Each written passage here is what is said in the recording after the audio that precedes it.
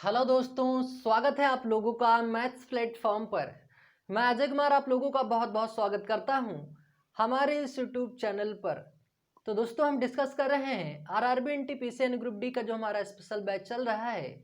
उसमें दोस्तों हम लोगों ने नंबर सिस्टम का पार्ट 6 कंप्लीट कर लिया है।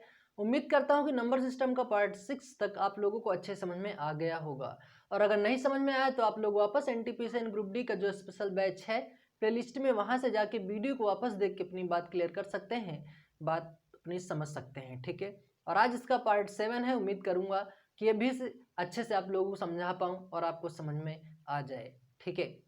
तो दोस्त, अभी जो साथी चैनल को सब्सक्राइब नहीं किए हैं सब्सक्राइब कर लें और साथ में बेल आइकन जरूर प्रेस कर दीजिएगा ताकि नोटिफिकेशन मिलने में आप लोगों को कोई भी दिक्कत ना हो सके। तो चलिए शुरू करते हैं आज का अपना ये वीडियो पसंद आए तो लाइक ज़रूर कर दीजिएगा, कमेंट करके हमें ज़रूर बताएं और वीडियो को ज़्यादा से ज़्यादा शेयर करके अपना सपोर्ट करें। तो चलिए शुरू करते हैं आज का अपना ये वीडियो। तो आज का पहला क्वेश्चन है दोस्तों, वीडियो एंड तक ज़रूर देखिएगा, इंपॉर्टेंट क्वेश्चंस कवर होंगे आज। ठीक है।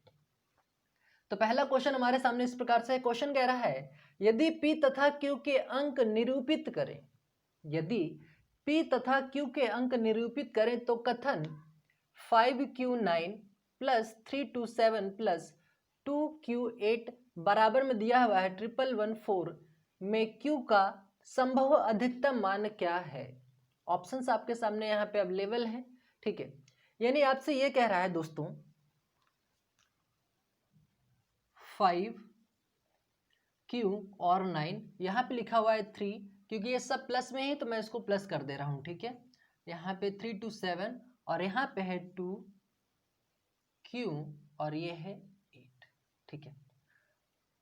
ये यहाँ पे P है। ठीक है, ये P और आपको यहाँ पे बराबर इन तीनों को जोड़ने के बाद आपको दिया हुआ है 1114, यानी 4111, ये आपके सामने दिया हुआ है। ठीक है, ये चीज आपके सामने है और बोल रहा है क्यू का संभव अधिकतम मान क्या है, ये चीज हमें यहाँ से पता करना है। ठीक है। तो चलिए इसको आसानी से ज्ञात करते हैं। सिंपल क्वेश्चन है लेकिन इंपॉर्टेंट क्वेश्चन है, बात को समझना। ठीक है। इंपॉर्टेंट क्वेश्चन लगा लीजिएगा अपनी नोटबुक में, और नोटबुक उम्मीद करता हूँ कि आप लोग कंप्लीट कर रहे होंगे। कंप्लीट बिल्कुल करते चलिए साथ में। ठीक है। अब यहाँ पे देखिए क्या हो जाएगा, 9 8 17। ठीक है। 17 में 7 को जोड़ेंगे तो बिल्कुल 24 हमारा होगा। 24 का 4 यहाँ पे लिखा हुआ है। ठीक है, 24 का 4 यहाँ पे लिखा हुआ है और कैरी में हमारा ये 2 बचा हुआ है। ठीक है। अब यहाँ पे किसका मान पूछा है, क्यू का संभव अधिकतम मान क्या होगा।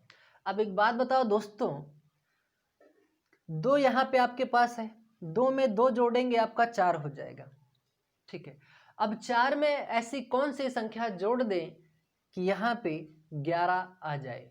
4 में यानी देखो भाई आपके पास ये 2 कैरी का बचा हुआ है। चलो ठीक है, हम 2 कैरी का यहाँ पे हम लगा देते हैं। ठीक है। अब ये क्या हो गया, 2 और 2 कितना हो गया, 4। तो हमसे पूछा है क्यू का अधिकतम मान, संभव अधिकतम मान, पी का नहीं पूछा है। ठीक है। तो क्यू का हमें पता करना है। 2 और 2 हो गए 4। अगर मैं 4 में अगर 7 को जोड़ देता हूं तो 11 हो जाएगा, 1 आ जाएगा। क्योंकि अगर आप 11 लिखेंगे तो ऐसे लिखेंगे 11 के 1 यहाँ पे हो गया और कैरी का आपका यहाँ पे 1 बच गया। ठीक है। अब यहाँ पे इसको जोड़ लेते हैं, यहाँ पे 11 आना चाहिए। 5 में 3 जोड़ेंगे 8 होगा और 8 में 2 जोड़ेंगे बिल्कुल 10 होगा और 10 में इस 1 को जोड़ देंगे बिल्कुल 11 हो जाएगा। ठीक है।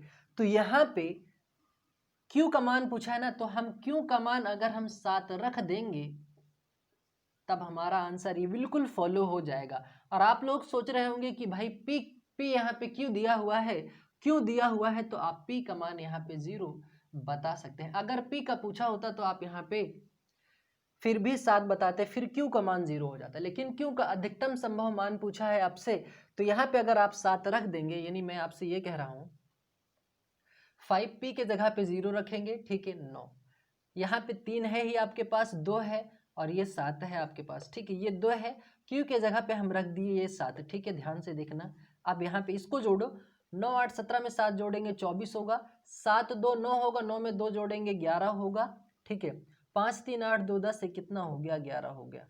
तो भाई यहाँ पे क्यू के जगह पे क्या रखे, 7 रखे, अधिकतम मान कितना है 7, तो ऑप्शन हमारा क्या सही हो जाएगा, ऑप्शन सी हमारा सही हो जाएगा और क्यू का मान क्या होगा 7 होगा। तो उम्मीद करता हूँ ये बात आप लोगों को समझ में आ गई होगी। स्क्रीनशॉट ले लीजिए, फिर बढ़ते हैं अगले प्रश्न की तरफ। याद रखना इंपॉर्टेंट क्वेश्चन है, ठीक है। चलिए, और यहाँ पे पी का नहीं पूछा है, पी का अगर हम मान 0 रखेंगे तभी ये प्रक्रिया फॉलो हो पाएगी, ठीक है। चलिए, तो दोस्तों अगला क्वेश्चन आपके सामने इस प्रकार से है। क्वेश्चन कह रहा है 3 अंकों की एक संख्या 4a3 को 3 अंकों वाली दूसरी संख्या 984 से जोड़ने पर 4 अंकों वाली संख्या 13b7 प्राप्त होती है, ठीक है। यानी 13b7 प्राप्त होती है जो 11 से विभाज्य है, तब 3a + 4b इक्वल क्या होगा, ये हमें यहाँ से पता करना है, ठीक है। क्वेश्चन को ध्यान समझिए, इंपॉर्टेंट क्वेश्चन है, ठीक है। ये भी इंपॉर्टेंट क्वेश्चन है, अच्छे से बात को हम क्लियर करते हुए आगे बढ़ेंगे। प्रश्न में कहा 3 अंकों वाली एक संख्या क्या है, 4a3 है। चलिए भाई, हम यहाँ पे 4a3 ऐसे लिख लिए।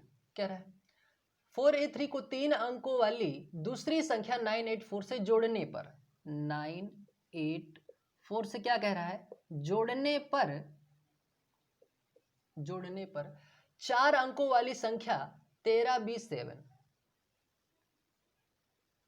ये क्या हो गया 13b7, ठीक है, संख्या प्राप्त होती है। यानी ये इतना इसको प्राप्त होता है जो 11 से विभाज्य है। जो 11 से विभाज्य का मतलब यह है दोस्तों कि जोड़ने पर जो संख्या आई हुई है ना, ये जो है 11 से विभाज्य है। तो 11 की भाजकता मैंने आप लोगों को बहुत अच्छे से क्लियर करवा के रखा हुआ है, और यहाँ पे आप 11 की भाजकता बिल्कुल फॉलो करवा सकते हैं। 11 की भाजकता आप लोगों को पता होगा, उम्मीद है। पहली संख्या पे बॉक्स बनाओ, एक को छोड़ दो, फिर अगले पे बॉक्स बनाओ, एक को छोड़ दो, ठीक है। जिस पे बॉक्स बना है उसको एक साइड पे लिख लीजिए, जोड़ लीजिए, और जिस पे बॉक्स नहीं लगा है उसको एक साइड पे जोड़ लीजिए। कितना हो जाएगा, 1 + ये b ही रहेगा, 7 में 3 जोड़ेंगे 10 होगा, इतना हो जाएगा। लेकिन हमें यहाँ से पहले b का मान पता करेंगे, हमें यहाँ पे लास्ट में फाइंड आउट क्या करना है, ज्ञात क्या करना है, 3a + 4b। यानी जब हमें a और b का मान होगा तभी हम क्वेश्चन को सॉल्व कर सकते हैं। तो सबसे पहले b और a का वैल्यू हमें पता करना बेहद ज़रूरी है यहाँ पे, ठीक है। तो एक बात बताओ दोस्तों, अगर मैं इसको ये इधर प्लस में इधर आएगा तो माइनस में हो जाएगा, 10 - 1 करेंगे तो क्या होगा, b का मान कितना आ जाएगा, 9 आ जाएगा, क्योंकि 9 10 में से 1 जाएगा, 9 बचेगा, ठीक है। अब यहाँ पे समझने वाली बात तो यह है दोस्तों, अब देखो इस चीज को यहाँ पे मैं ऐसे लिख रहा हूँ 4a3, ठीक है, 9 8 और ये कितना हो गया 4। अब यहाँ पे देखना ये 13 है आपका, ठीक है, और b का मान कितना निकल के आया 9, आप यहाँ पे लिख दीजिए 9। आप यहाँ पे क्या लिखेंगे, 9 लिखेंगे, और आपके पास आगे 7 है, ठीक है। अब एक बात बताओ दोस्तों, 4 में 3 जोड़े हुआ 7, 8 में अगर हम इस a की जगह पर कितना रख दें कि ये 9 हो जाए, 8 आपके पास है ही, अगर हम a की जगह पे अगर हम 1 रख देंगे, यानी a की जगह पे अगर हम 1 रखेंगे तो ये कितना हो जाएगा, अगर a की जगह पे 1 रखेंगे, 8 में 1 जोड़ेंगे कितना होगा, 9 होगा, 9 में 4 जोड़ेंगे 13 होगा। बिल्कुल फॉलो हो रहा है, ठीक है। तो यहाँ से हमें पता चल गया b का मान 9 हुआ और a का मान कितना हुआ, 1 हुआ, ठीक है। अब यहाँ से आप अपना फाइनल आंसर निकाल सकते हैं, 3a + 4b बराबर हमें पता करना है क्या होगा, 3a का मान कितना है, 1 है, आप यहाँ पे लिखिए 1, + 4b का मान कितना है, 9 है, आप यहाँ पे लिखिए 9, ठीक है। 3 में 1 का गुणा करेंगे 3 हो जाएगा, 9 में 4 का गुणा करेंगे 36 होगा, 36 में 3 जोड़ेंगे कितना होगा, 39 होगा, और ये हमारा क्या हो जाएगा, फाइनली आंसर हो जाएगा। तो उम्मीद करता हूँ ये बात आप लोगों को समझ में आई होगी। एक बार वापस फिर से क्लियर कर लीजिए। सबसे पहले प्रश्न में आपको 3 अंकों की संख्या आपको दी हुई है 4a3, मैंने लिखा 4a3 को 3 अंकों वाली दूसरी संख्या 984 से जोड़ने पर, 984 से जोड़ने पर प्राप्त संख्या, जोड़ने पर 4 अंकों वाली संख्या 13b7 प्राप्त होती है जो 11 से विभाज्य है, जो 11 से विभाज्य। मैंने यहाँ पे 11 की भाजकता फॉलो करवाई। हाँ, यहाँ पे एक बात और आप क्लियर कर सकते हैं। अब ये जो आया है ना 11 की भाजकता, ये कहती है 0, 11 या 11 के पहाड़े में संख्या आना चाहिए, यानी अंतर। ठीक है, तो आप यहाँ पे उस चीज को फॉलो कर सकते हैं। ये तो फाइनली हमारा आंसर हो गया।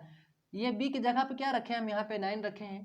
आप यहाँ पे 3, 1, 3, 9, 7, पहली संख्या पे बॉक्स लगाओ, एक को छोड़ो, दूसरी पे बॉक्स लगाओ, एक को छोड़ो। 9 में 1 जोड़ेंगे कितना होगा, यानी 1 + 9 इक्वली में कितना हो जाएगा, 7 + 3। तो क्या होगा, 9 1 10 बराबर 9 1 10। क्या होगा, 10 से 10 ये कैंसिल हो जाएगा, 0 ही बचेगा, 0 आ गया।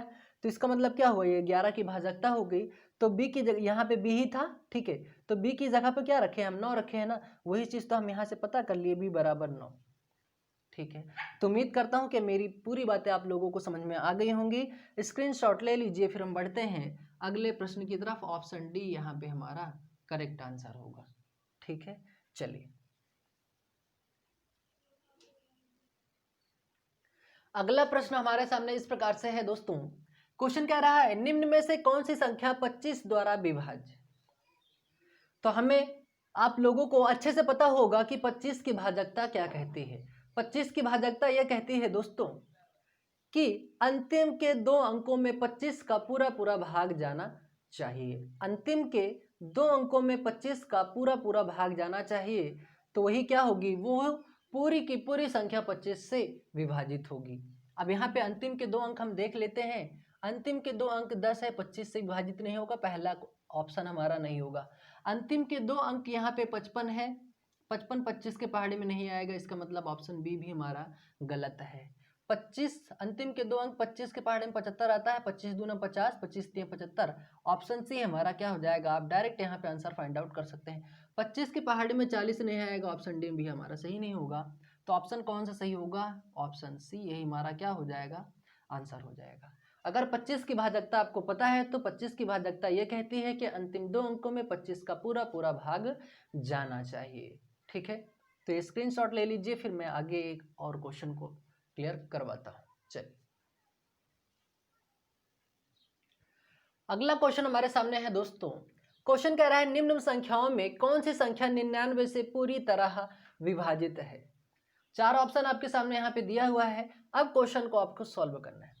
अब क्या करेंगे, 99 से पूरी तरह विभाजित है, इसका मतलब ये है नहीं कि हर एक ऑप्शन को हम चेक करेंगे। 99, 57, 71, 7 को हम हर एक से ऐसे 99 से भाग देते जाएंगे। सबसे पहले तो जो भाजकता आप लोगों को सिखाई गई है, पढ़ाई गई है, उस भाजकता को यहाँ पे फॉलो करके इस क्वेश्चन को हम आसान बनाएंगे।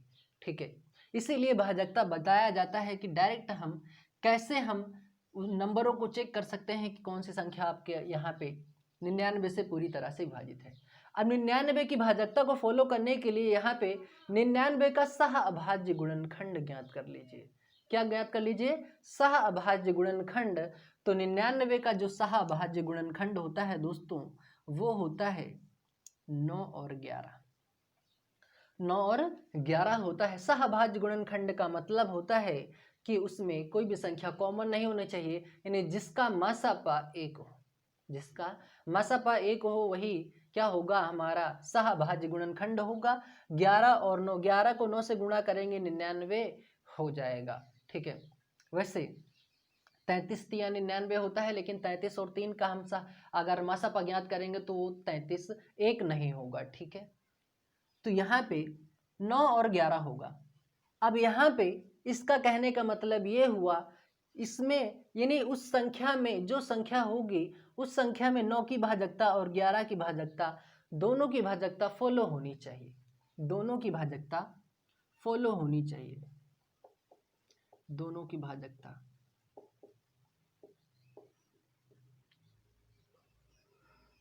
फॉलो होनी चाहिए। ठीक है दोस्तों, अब यहाँ पे देखो, सबसे पहले हम 9 की भाजकता को फॉलो करवाते हैं पहले वाले ऑप्शन में। तो 9 की भाजकता ये कहती है दोस्तों, अगर याद है तो बहुत अच्छी बात है, नहीं याद है वापस एक बार फिर से सुन लीजिए। 9 की भाजकता यह कहती है कि सभी संख्याओं का योग 9 के पहाड़े में आना चाहिए, यानी सभी संख्याओं को जोड़ के 9 से भाग दे दो। अगर वो संख्या पूरी तरह से विभाजित हो जाती है तो इसका मतलब ये है कि वो संख्या पूरी की पूरी संख्या 9 से विभाजित है। ठीक है, अब यहाँ पे ऐसे कर लीजिए। और दूसरा तरीका मैंने बताया है दोस्तों डायरेक्ट। अब यहाँ पे हर एक को तो जोड़ेंगे नहीं, 7 5 12, 7 19, 1 20, 7 27 होगा। ठीक है, ऐसा बचने के लिए आप यहाँ पे, वैसे यहाँ पे कोई चीज़ ऐड नहीं हो रही तो आपको ऐड करना ही पड़ेगा, क्योंकि कोई संख्या यहाँ पे कटी नहीं रही है, क्योंकि 7 1 8 होगा, 7 5 12 होगा, कुछ नहीं। आप यहाँ पे सबको जोड़ना पड़ेगा। कितना हो जाएगा, 5 7 12 हो जाएगा, 12 में 7 जोड़ेंगे कितना होगा, 19 होगा, 19 में 1 जोड़ेंगे 20 होगा, 20 में 7 जोड़ेंगे बिल्कुल 27 होगा। और 27 जो है 9 के पहाड़े में आता है, पूरी तरह से विभाजित हो गई। इसका मतलब यह है कि 9 की भाजकता तो फॉलो हो गई, लेकिन मैंने क्या कहा कि दोनों की भाजकता फॉलो होनी चाहिए। अब यहाँ पे चेक कर लेते हैं 11 की भाजकता। 11 की भाजकता ये कहती है दोस्तों 57 71 और ये है 7। 11 की भाजकता ये कहती है कि भाई पहले संख्या पे बॉक्स लगाओ, दूसरे को छोड़ो, फिर अगले पे लगाओ, तीसरे को, फिर उसके अगले वाले को छोड़ो, फिर एक पे लगाओ। तो क्या होगा, जिस पे बॉक्स लगा होता है उसको तो हम कर लेते हैं इस तरफ प्लस, ठीक है, और बराबर में जिस पे नहीं लगा होता है उस तरफ उसको प्लस कर लेते हैं। कितना हो जाएगा, 7 7 14 5 कितना हो जाएगा 19।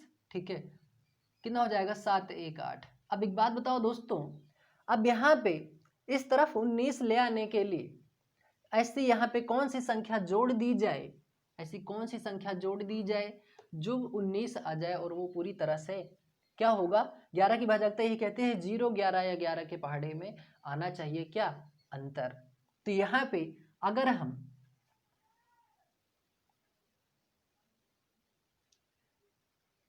यहाँ पे 11 जोड़ देते हैं तो क्या होगा, 19 बराबर में क्या हो जाएगा, 19 कट जाएगा तो क्या होगा, 0 आ जाएगा। ठीक है, यही तो होता है 11 की भाजकता। तो यहाँ पे देखिए ये फॉलो हो गया, इसका मतलब यह है कि ऑप्शन हमारा पहला सही है।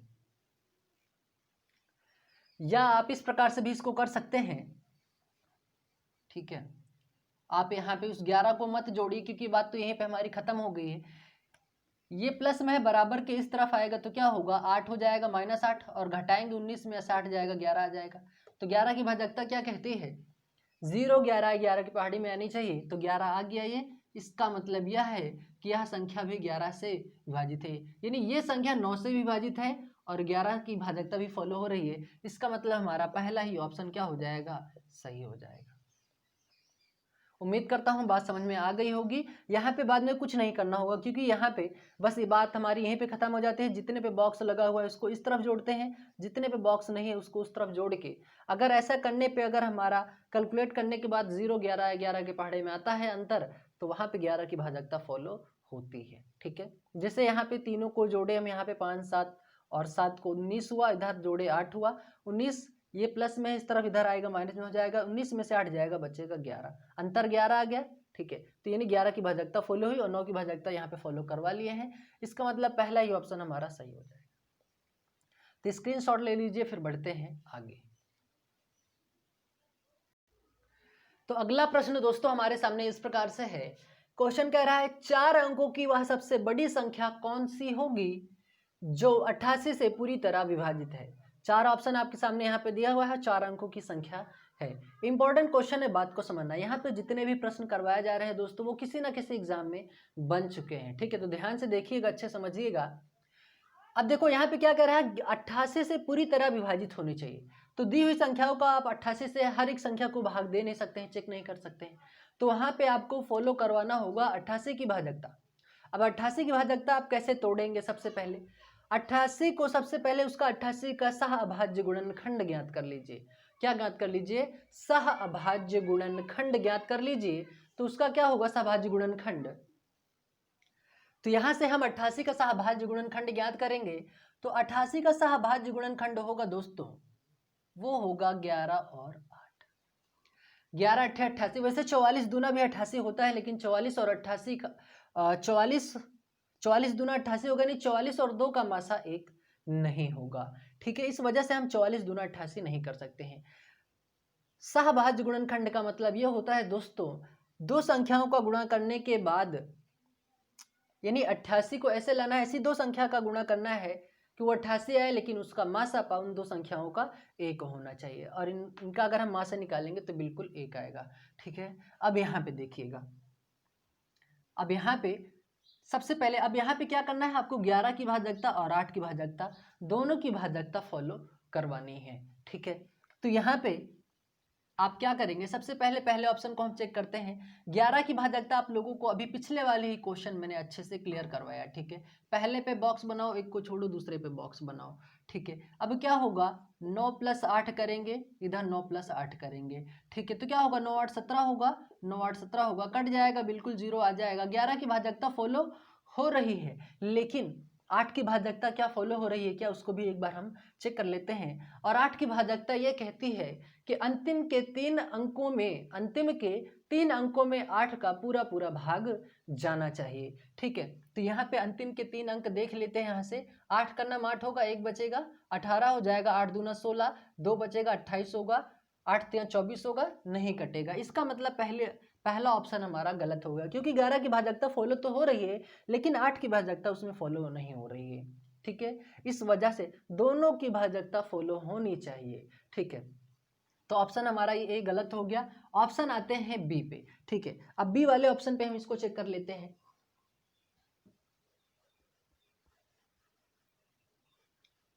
चलिए, 11 की भाजकता को यहाँ पे हम अप्लाई करते हैं। पहले पे बॉक्स बनाओ, एक को छोड़ो तीसरे पे। ठीक है, 8 प्लस जिस पे बॉक्स बना है उस पे, उसको इस तरफ पे प्लस करो, और जिस पे नहीं है उसको इस तरफ पे। ठीक है, 8 8 16 होगा, 8 8 16 होगा, 16 - 16 कितना होगा, 0 आ जाएगा। 11 की भाजकता बिल्कुल फॉलो हो रही है। ठीक है, 11 की भाजकता फॉलो हो रही है, लेकिन 8 की भाजकता ये कहती है कि अंतिम 3 अंकों में 8 का पूरी तरह भाग जाना चाहिए। ठीक है, तो यहाँ पे देखिए 8 होगा, ये 8 से 8 कैंसिल हो जाएगा, 1 मिनट, 8 8 16 हुआ, 8 8 16 हुआ।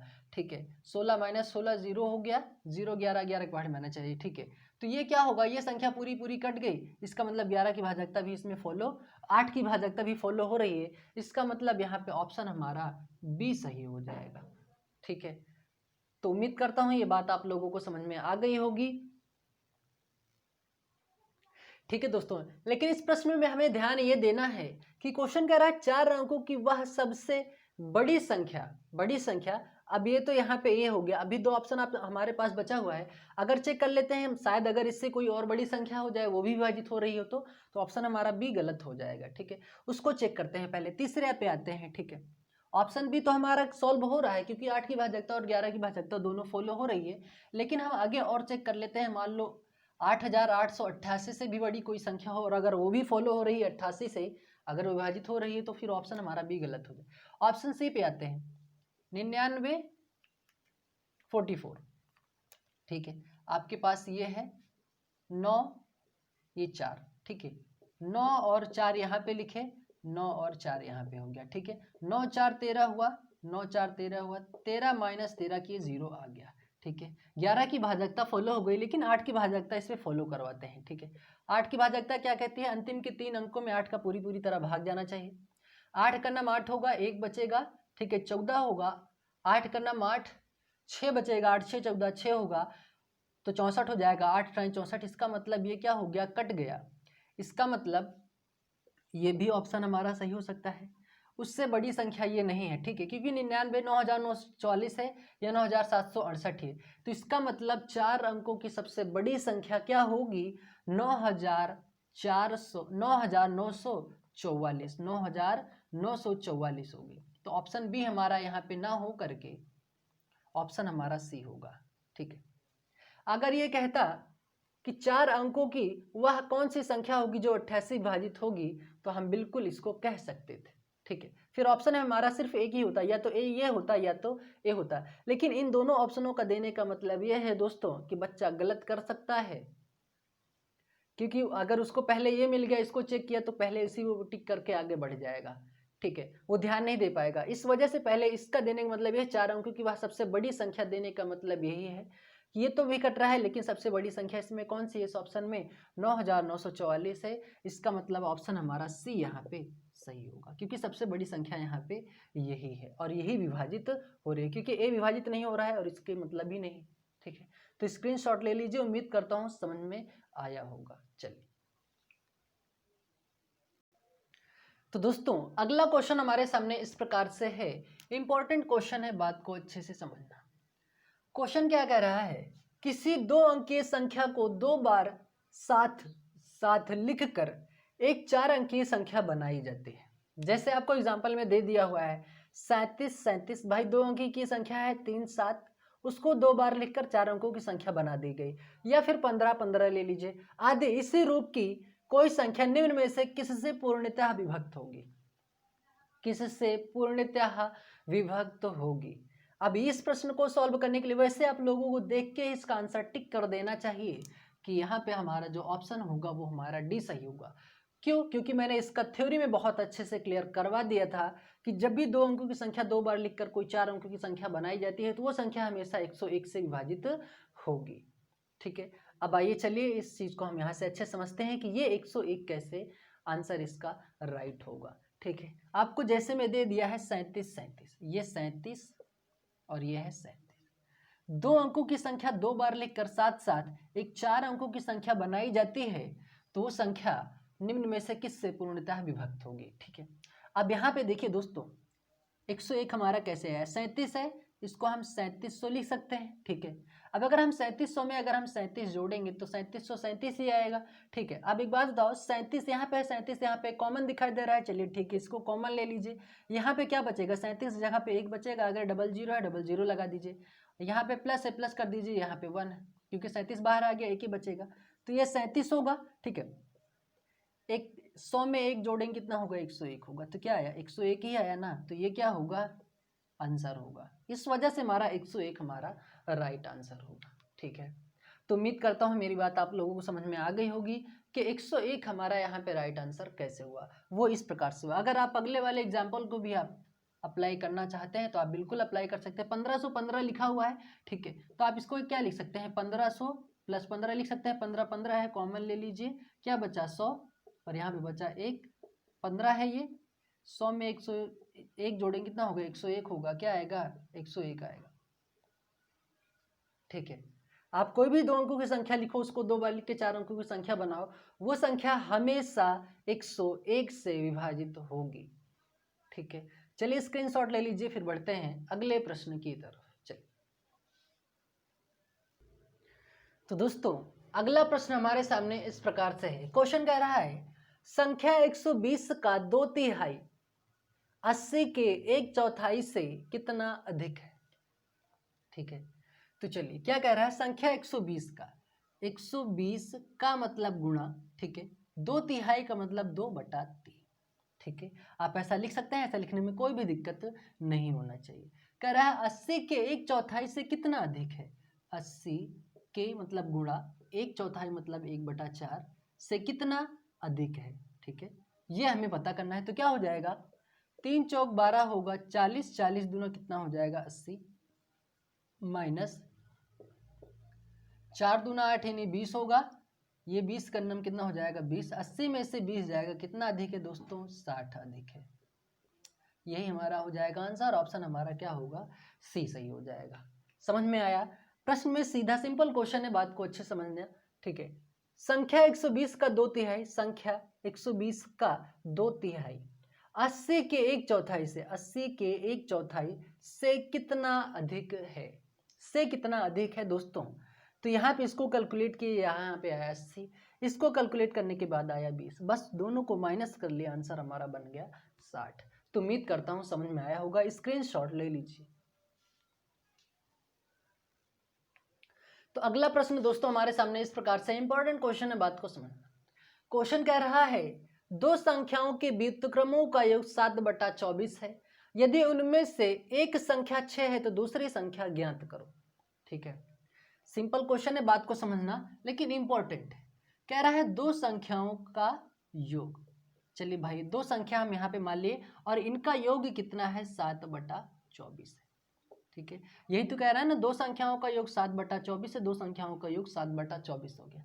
यदि उनमें से एक संख्या 6 है, उनमें से एक संख्या यदि 6 है, लेकिन उनके व्युत्क्रमों का योग ना, तो यहाँ पे हम 1/6 लिखेंगे, क्योंकि अगर हम 6 लिखेंगे 6/1 होता है, इसका व्युत्क्रम करेंगे तो कितना होगा 1/6 ही तो होगा।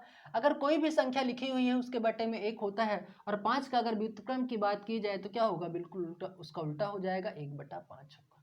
ठीक है, तो यहाँ पे बोला है दो संख्याओं के व्युत्क्रमों का योग 7/24 है, यदि उनमें से एक संख्या 6 है, अगर 6 दिया है तो उसका व्युत्क्रम क्या होगा 1/6 ही होगा। ठीक है, चलिए दूसरी संख्या बराबर में क्या, ये क्या दिया हुआ है 7/24। दूसरी संख्या हमें पता करना है, दूसरी संख्या। ठीक है, 7/24 ये आपके पास है ही। ठीक है, ये प्लस में इधर आएगा, बराबर के क्या हो जाएगा माइनस में हो जाएगा।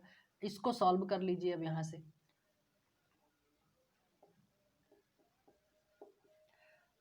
इसका एलसीएम लेंगे, कितना बनेगा 2 दूना 4 3 12 दूना कितना हो जाएगा 24। तो इसका एलसीएम कितना बनेगा 24 बनेगा। 24 से 24 कैंसिल हो जाएगा, एक बार जाएगा, एक को 7 से गुणा करेंगे 7 होगा, माइनस 6 चौका 24 होगा, 4 बार जाएगा, 4 को 1 से गुणा करेंगे 4 होगा। ठीक है, 4 में से कितना जाएगा, यहाँ पे 3 जाएगा, 7 में से 4 जाएगा, यहाँ पे 3 बचेगा, 3 बटा कितना हो जाएगा 24 हो जाएगा। ठीक है, तो दूसरी संख्या यहाँ पे बनेगी 3 कन्नम 3 3 अठे 24। तो यहाँ पे क्या आया 1/8 आया यहाँ पे, लेकिन कह रहा है तो दूसरी संख्या ज्ञात करो, तो यहाँ पे 1/8 नहीं, ये इसका क्या है व्युत्क्रम योग आया है ना, तो यहाँ पे क्या हो जाएगा ये 8 हो जाएगा। ऑप्शन कौन सा हमारा सही हो जाएगा, सी। तो उम्मीद करता हूं ये बात आप लोगों को समझ में आई होगी। वापस एक बार फिर से समझ लीजिए, दो संख्याओं के व्युत्क्रमों का योग दिया हुआ है, ये आप समझ के चलिए, व्युत्क्रमों का योग दिया हुआ है। ठीक है, यदि उनमें से एक संख्या 6 है, पहली बात तो दो संख्या हम माने, दो संख्या है, उनके व्युत्क्रमों का योग कितना है 7/24।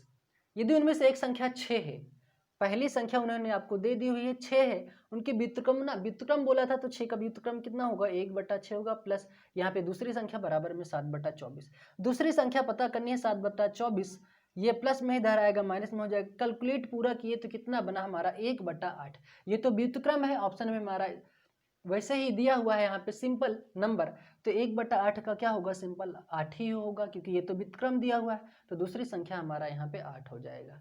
तो उम्मीद करता हूँ अब बात समझ में आ गई होगी, स्क्रीनशॉट ले लीजिए। ठीक है, तो ये था आज का हमारा इंपॉर्टेंट वीडियो। उम्मीद करता हूँ कि हर एक प्रश्न आपको अच्छे समझ में आया होगा, और अगर नहीं समझ में आया तो वीडियो को वापस पीछे करके आप अपनी बात फिर से क्लियर कर सकते हैं, समझ सकते हैं। ठीक है, वीडियो को ज़्यादा से ज़्यादा शेयर कर दीजिएगा, कमेंट करके हमें ज़रूर बताएं वीडियो आप लोगों को कैसा लगा, लाइक ज़रूर कर दीजिएगा। तो मिलते हैं फिर अगले वीडियो में, तब तक के लिए थैंक यू, जय हिंद।